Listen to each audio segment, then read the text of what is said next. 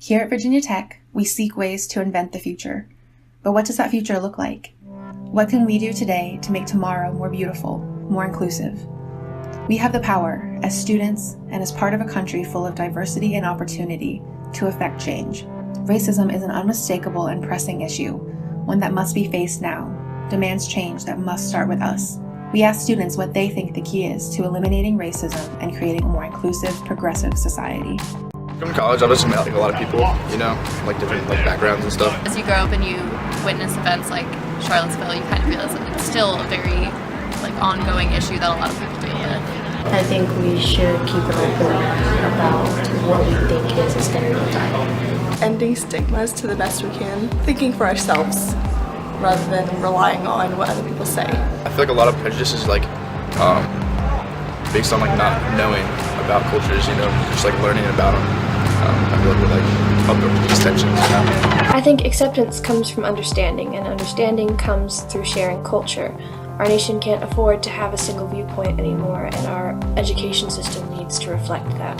The language around racism has changed and evolved, but the racism is still very ingrained in our culture and society. It's becoming a part of a larger discussion. We need more education on the matter. I'd say with the high school level, because we don't start talking about these issues really unless you talk about them in your families. You don't really discuss them in your classes in high school, and I think that's where you're really evolving. I think in order to fix the problem, it's really going to start with education and awareness. I think that's the basis of really fixing this problem. If you can make it so people are educated from elementary school, so they know that this does exist and this is a problem in our nation and in the world, then I feel that those attributes can really help fix this problem.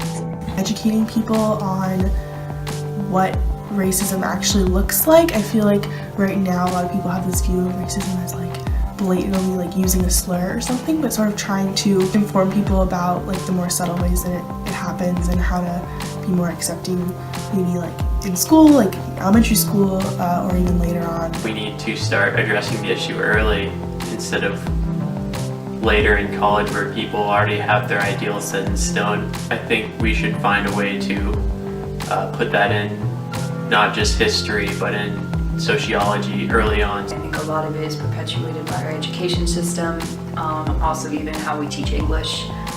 For example, there's a lot of focus in American English programs basically putting down systems like African American English, Chicano English, basically saying that they're wrong or that they're unintelligent forms of speaking. Really, they are complex, and so basically trying to recognize different things as legitimate, I think, is a big part of finally mitigating racism as a problem in our country.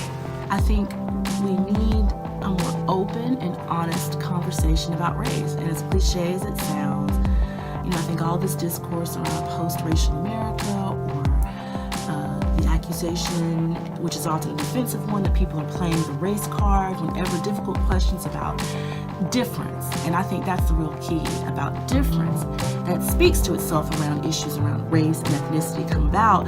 There are ways to silence the conversation. And we're never going to address the core issues and concerns, insecurities that cause us to have these moments of racial divide and tension unless we are open and honest about the racial tensions and divides that exist. I think we really have to get to the root of the issue, address it in our schools, in our politics. I also think educating the public, educating children in schools earlier on in their career, that these problems are so salient, they do still exist, and that racism is not a thing of the past. And educating the general public on not just the presence of racism today, but the culture and the history of the people against whom they hold prejudice, and that these are people with real history and real culture who deserve respect and equality.